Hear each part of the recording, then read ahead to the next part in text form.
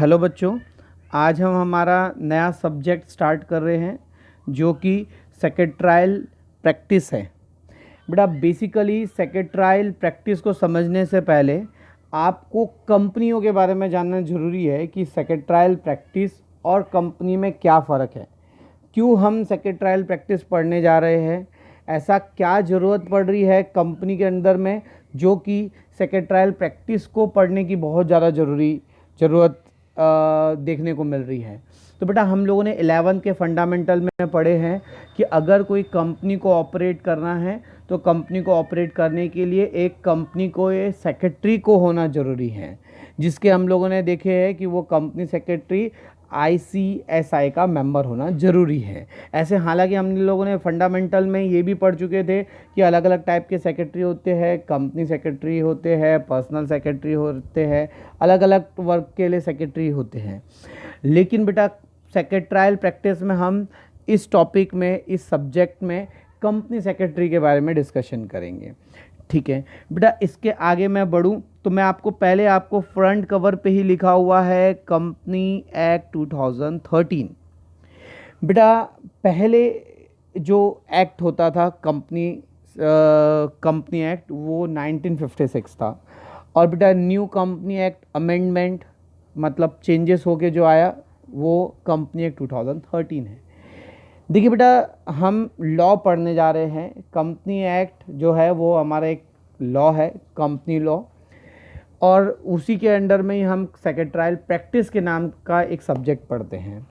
Basically हमें ये जानना ज़रूरी है कि 1956 जो कंपनी एक्ट पुराना था और न्यू कंपनी एक्ट 2013 बना, ऐसा क्या हुआ, ऐसी क्यों ज़रूरत आन पड़ी कि जो हमने कंपनी एक्ट 2013 इंट्रोड्यूस करना पड़ा 1956 के बजाय।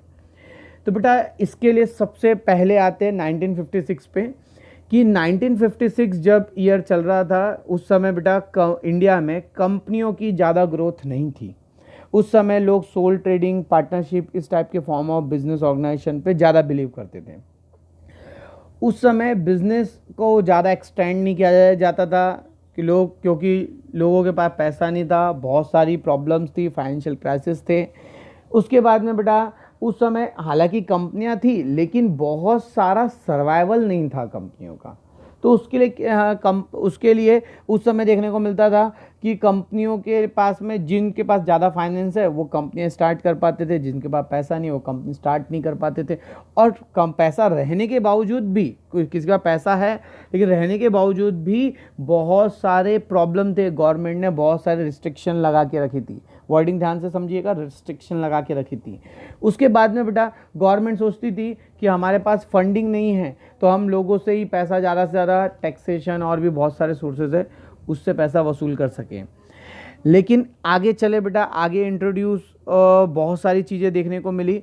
1951 जब आया तब हमारे को देखने को मिला कि गवर्नमेंट ने कुछ न्यू पॉलिसी इंट्रोड्यूस किए थे, जिसके बारे में हमने अपने 11th में भी पढ़ चुके हैं, जो कि LPG पॉलिसी थी। लिबरलाइजेशन, प्राइवेटाइजेशन, ग्लोबलाइजेशन, इसके बारे में आपने ऑलरेडी पढ़ चुके हैं, समझ चुके हैं।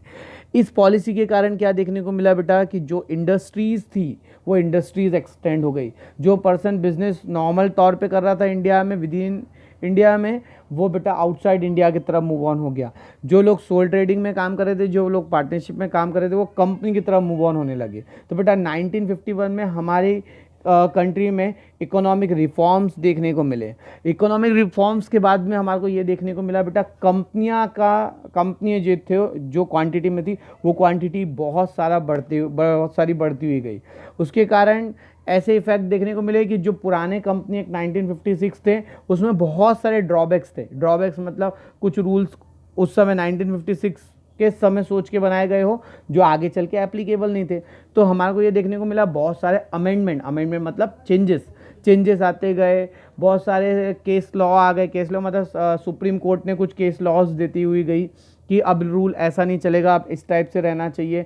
न्यू अमेंडमेंट आने लगे। तो बेटा 2013 के पहले में ही ऐसी ज़रूरत आन पड़ी कि बहुत सारे रूल्स एंड रेगुलेशन में चेंजेस हो गए।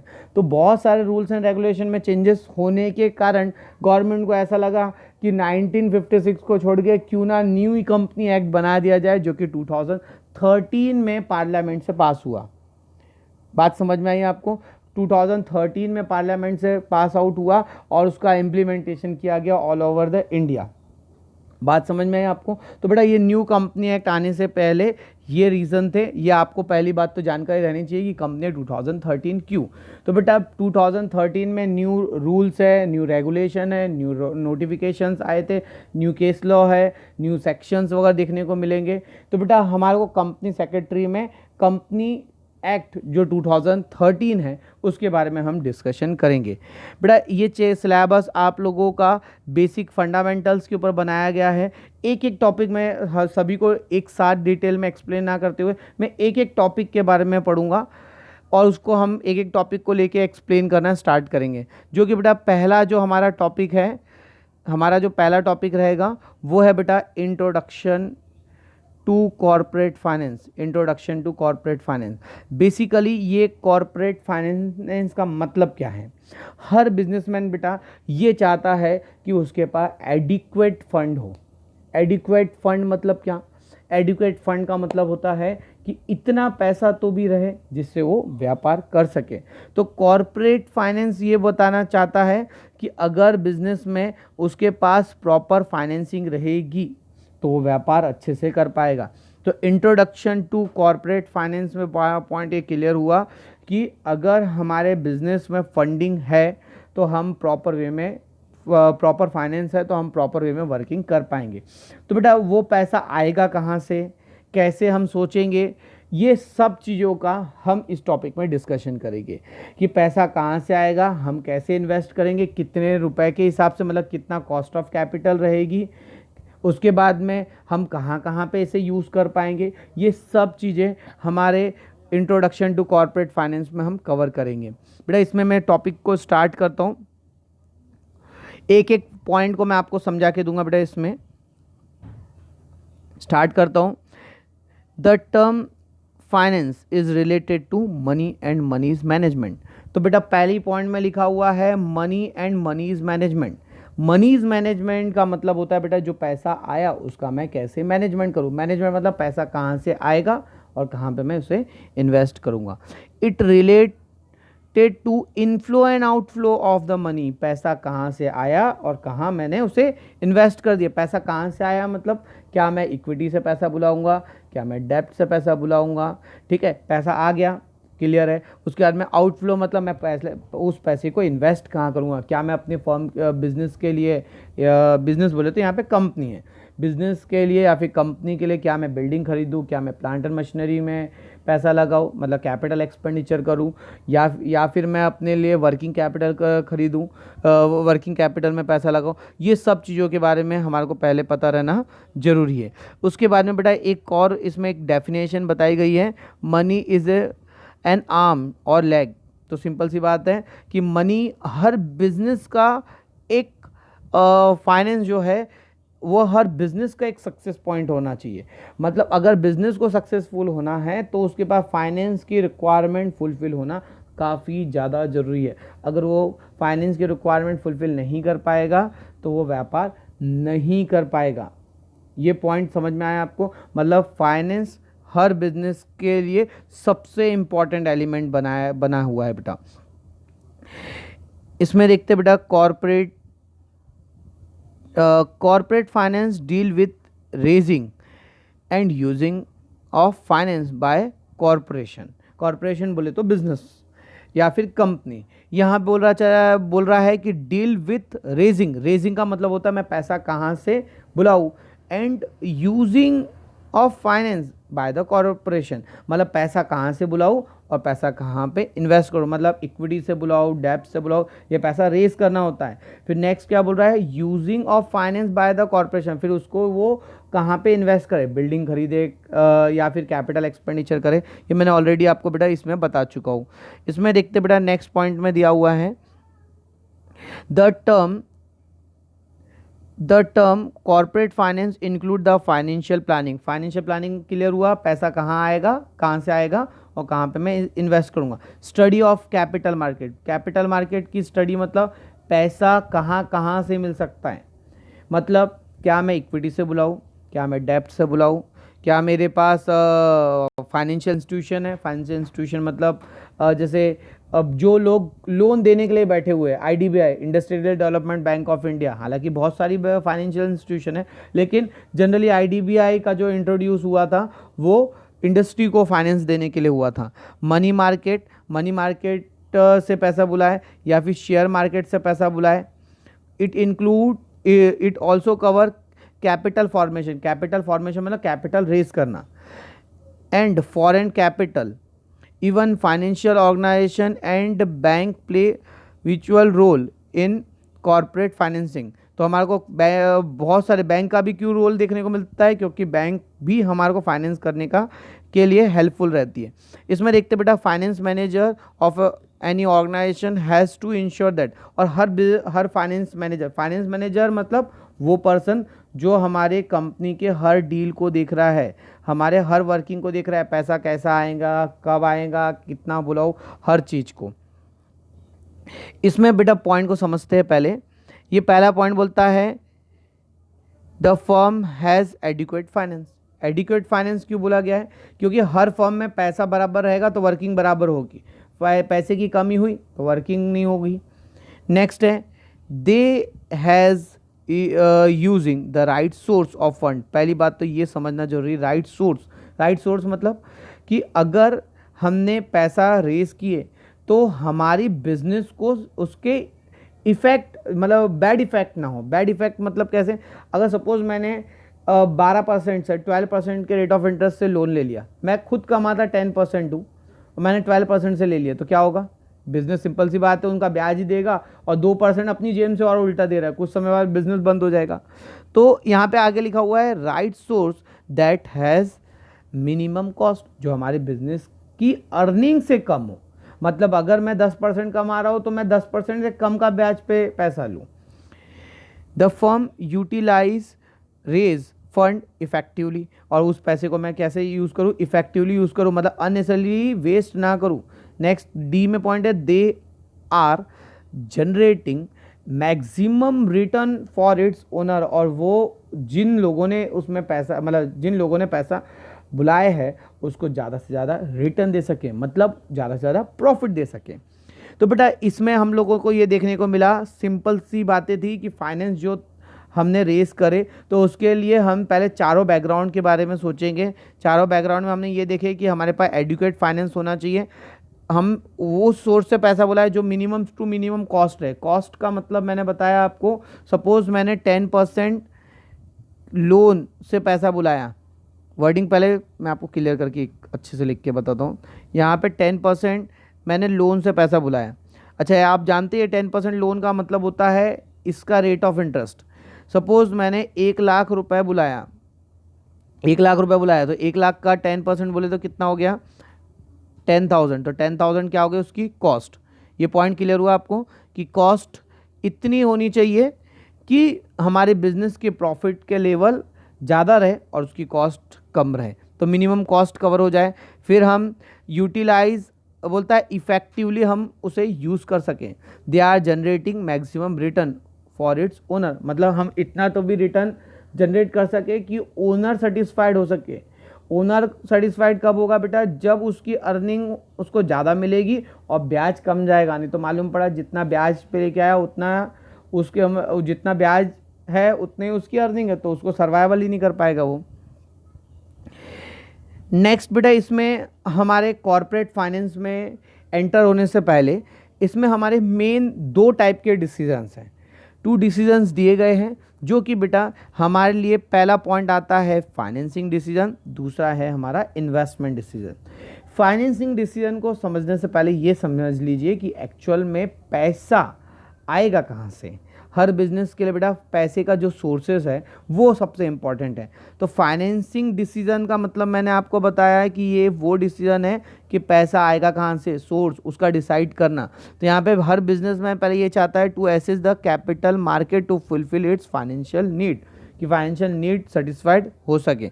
नेक्स्ट लिखा हुआ है इसमें कि हम उसमें ये चॉइस करेंगे, क्या हम डेप्ट से पैसा बुलाएं, क्या हम इक्विटी से पैसा बुलाएं। डेप्ट का लिए मैंने बताया था कि हमने लोन ले लिए, कहीं से बैंक लोन ले लिए, कहीं डिबेंचर से पैसा बुला लिए, या फिर और भी बैंक और भी बहुत सारे हैं ऑप्शन। फिर या फिर उसमें लिखा हुआ है the firm can choose whether it want to raise equity और द डेप्ट कैपिटल। तो मतलब यहाँ पे हमारे को ये देखने को मिला कि क्या हम इक्विटी से बुलाएं, क्या हम डेप्ट से बुलाएं। नेक्स्ट लिखा है बेटा a firm can even opt for bank loan, public deposit, debenture etcetera. से बहुत सारे ऑप्शन हमारे को देखने को मिलते हैं।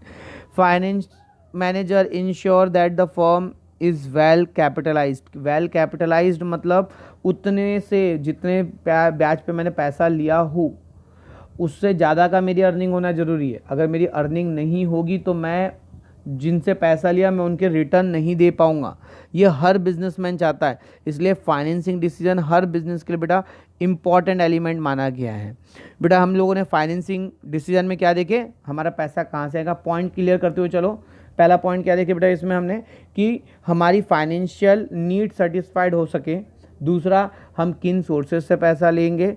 तीसरा, हमने देखे थे इतना तो भी पैसा हम इतना तो भी कैपिटल कॉस्ट ऑफ कैपिटल रहनी चाहिए कि उससे ज़्यादा हम कमा सकें। ठीक है, मतलब मिनिमम रहनी चाहिए जो हमारी अर्निंग से कम हो। ठीक है, मतलब जो इससे हमने पैसा बोला है वो कम हो और हमारी प्रॉफिट मार्जिन ज़्यादा हो। इसमें आते बेटा इन्वेस्टमेंट डिसीजन पे।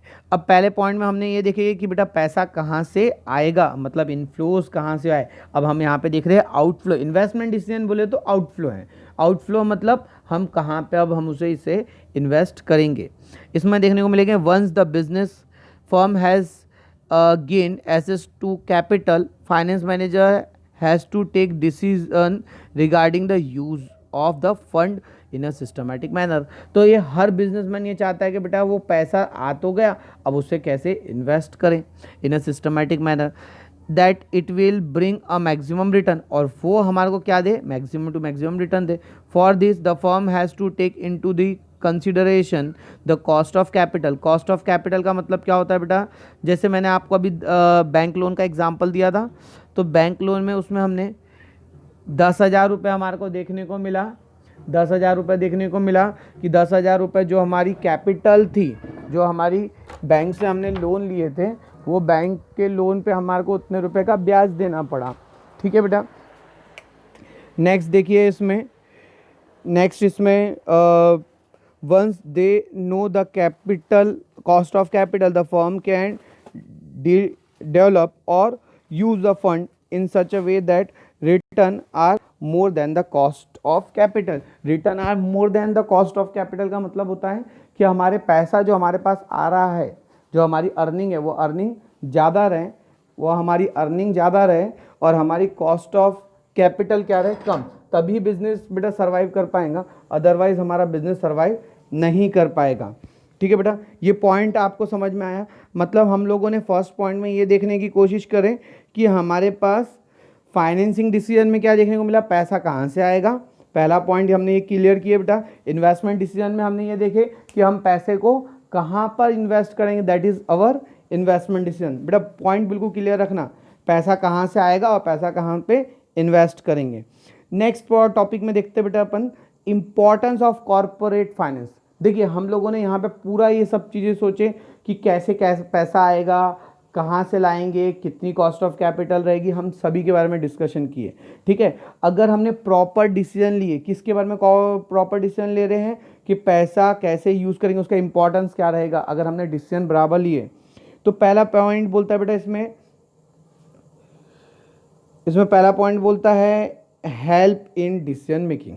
पहली पॉइंट में क्लियर करके दिया है इसने, the most of the important decision of the business enterprise determined on the basis of availability of the fund. It is difficult to perform any function of business enterprise independently without finance। तो बिल्कुल clear point है बेटा, अगर finance रहेगा तो हर businessman अपने व्यापार के लिए डिसीजन ले पाएगा, मतलब फंड की अवेलेबिलिटी रहेगी तो व्यापार कर पाएगा वो। Every decision in a business is needed to be taken keeping in view of its impact. View of its impact मतलब कि अगर उसके पास प्रॉपर पैसा नहीं रहा तो उसके इम्पैक्ट क्या देखने को मिलेंगे. इम्पैक्ट मतलब क्या देखने को मिलेगा इसमें कि अगर पैसे की शॉर्टेज हो गई, अगर पैसे की शॉर्टेज हो गई तो उससे उसके इफ़ेक्ट क्या होंगे. Impact on profitability. They have there may be number of alternative but the management is required to select the best. तो हर बिजनेसमैन ये पहले सोचता है कि मैं इस सोर्स से पैसा बुलाऊँ, उस सोर्स से पैसा बुलाऊँ. इसका मैं आपको एग्जांपल से समझाता हूँ. अगर बेटा न्यूली फर्म स्टार्ट हुई है, तो न्यूली फर्म या न्यूली कंपनी स्टार्ट हुई है, तो अगर कंपनी अपनी बिल्डिंग खरीदना चाहती है, मशीनरी खरीदना चाहती है, अगर ये आप जानते हैं कि बेटा अगर कंपनी ने लॉन्ग टर्म कैपिटल एक्सपेंडिचर करना चाहता है, लॉन्ग टर्म कैपिटल एक्सपेंडिचर मतलब लंबे समय तक के लिए, क्योंकि बिल्डिंग का कॉस्ट हो गया, मशीनरी का कॉस्ट हो गया, इमीडिएटली तो रिकवर नहीं होगा. तो उसके लिए अगर उन्होंने पैसा जो बुला रहे हैं, इसके लिए जो पैसा कंपनी बुला रही है वो इमीडिएटली कहीं से भी बुला लेंगी तो वो सर्वाइव कर पाएगा क्या? नहीं. तो पहले वर्डिंग ध्यान से समझिए. अगर उसने 3 साल के लिए बैंक लोन ले ली और 3 साल बाद में बैंक आके खड़ी हो जाएंगी, भैया मुझे मेरा पैसा दो, तो पॉसिबल है कि दे पाएंगे? नहीं. उसके लिए पैसा कहाँ से लेना था? इक्विटी से. इक्विटी से क्या होता है, क्योंकि वो लाइफ टाइम में पैसे मांगने वाले नहीं है. आपको फ़ायदा बेटा वही देगा जो आप एनालाइज करके पैसा लेंगे. ठीक है, क्या मैं इक्विटी से पैसा लूँ, क्या मैं डेब्ट से पैसा लूँ.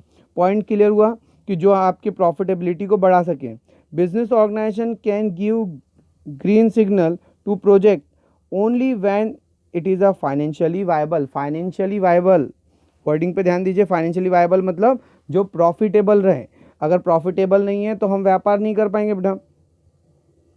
नेक्स्ट दिया हुआ है help in raising capital for a project.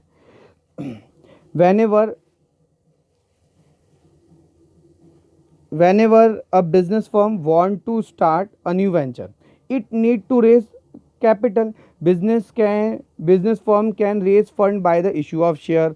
तो इसमें हमारे को देखने को मिला raising capital for a project मतलब अलग अलग टाइप से हमारे पास सोर्सेज देखने को मिला. डिवेंचर हो गया, बॉन्ड हो गया. हमारे को किसी न किसी सोर्स से तो पैसा बुलाना पड़ेगा.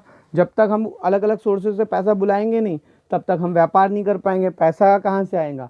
Share, debenture, in forms of business organisation से हमारे को पैसा इतने नेचर से हमारे को पैसा बुलाना पड़ेगा.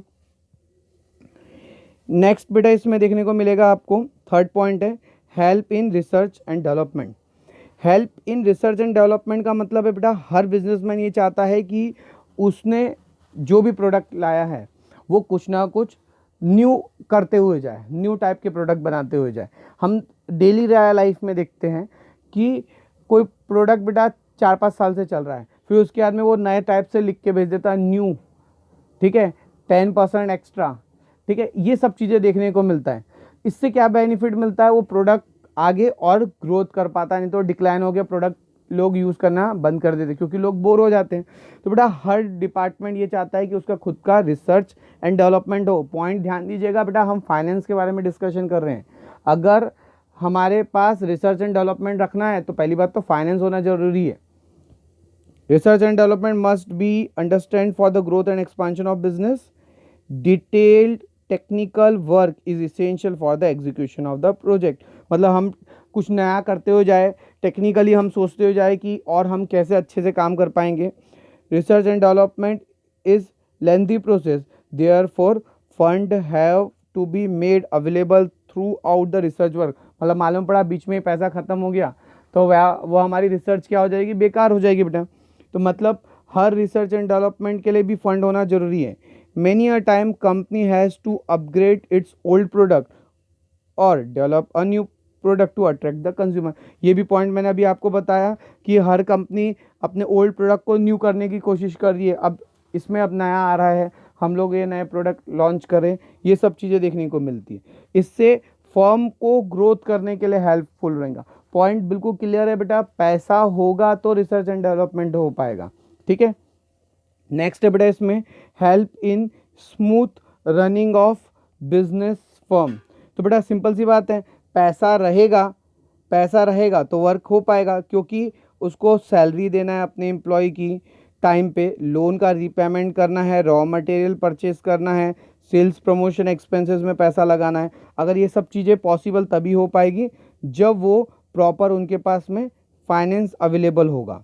नेक्स्ट बेटा, to coordination between various activity. Coordination between various activity मतलब हमारे बिजनेस में अलग अलग टाइप के लोग हमारे से कनेक्टेड है, जैसे प्रोडक्शन, फाइनेंस, प्रोडक्शन हो गया, फाइनेंस हो गया, सेल्स डिपार्टमेंट होगा। इसके लिंक से बताता हूँ मैं।